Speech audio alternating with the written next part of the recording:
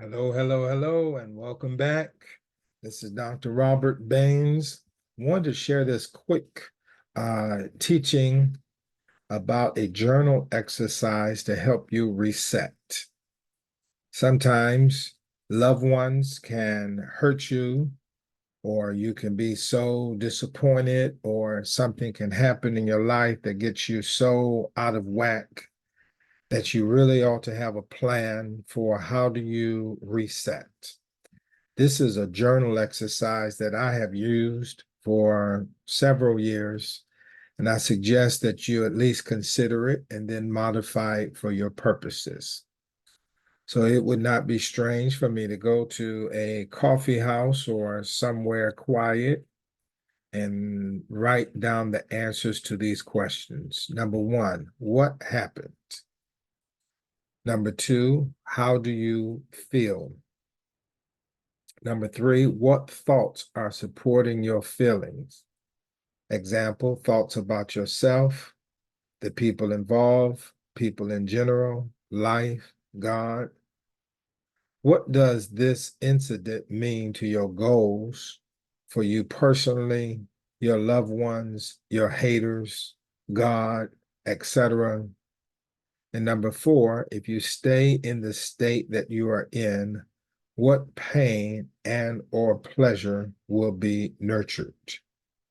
All right. And so what we're trying to do in these first four questions is just get a picture of what has happened and how are you carrying what has happened emotionally. How are you feeling about it? How are you thinking about it? How do you see it impacting your goals? And what pain is being nurtured by your current situation? What pleasure is being nurtured by your current situation? All right.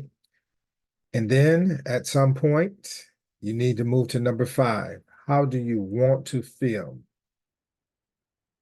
Number six, what thoughts do you need to focus on to feel the way you want to feel?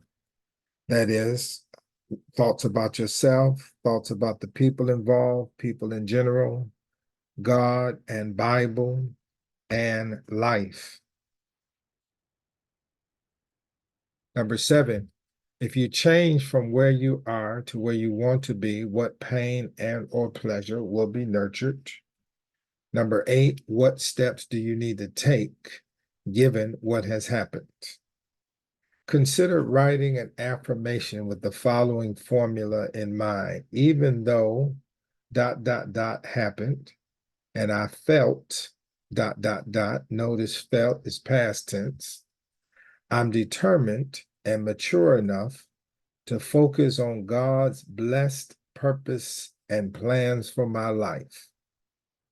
Read and reflect on this as much as you need to, for as long as you need to. For example, you may read it 7 times a day for 7 days, and then daily for another 7 days, and then as needed. Consider having a tracking step. Make a daily note for 7 days about how you're doing what needs to be done, and then a weekly note for as long as needed. Number 9, what have you learned from this? And number 10, what advice would you give a person who has experienced something similar to what you have experienced? All right, so questions 1 through 4 is basically you trying to get in touch with what has happened and how are you carrying that weight. 5 through the end is your action plan. How are you going to get out of this stinking thinking and reset your mind and your actions towards your purpose, values, beliefs, your vision? So again, that is, how do you feel? What thoughts? How do you want to feel? How do you want to feel? So you might be feeling angry, disappointed, or something right now. How do you want to feel? Do you want to feel happy? Do you want to feel at peace? Do you want to feel as if God is still in charge and he's working in all things for the good of his people? If that's true, what thoughts do you need to focus on to feel the way you want to feel? How do you need to think about yourself, the people involved, people in general, God and the Bible, your life? For example, Romans 8:28 is a great text for me. It talks about it. We know that in all things, God works for the good of those who love him and are called according to his purpose. So no matter what has happened, God is working in it for our good. And God can use people, and the devil can use people. So you got to ask yourself, are you going to throw the entire person and relationship away because of a bad episode? Or sometimes it's not a bad episode, sometimes it's a pattern. So you got to ask yourself, is the negative pattern so bad that it outweighs the good that you get from the relationship? You got to answer those questions. God's ability to work through the person despite the negatives associated with the person, things you got to process. Number 7, if you change from where you are to where you want to be, what pain and or pleasure will be nurtured? All right. So hopefully you will see that changing from where you are to where you want to be is going to give you more pleasure than pain. Number 8, what steps do you need to take given what has happened? This is a very important point.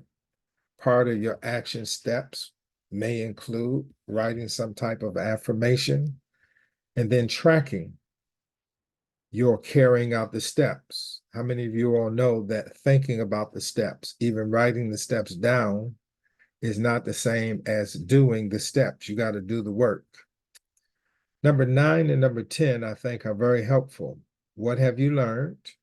And number 10, what advice would you give a person who has experienced something similar to what you have experienced?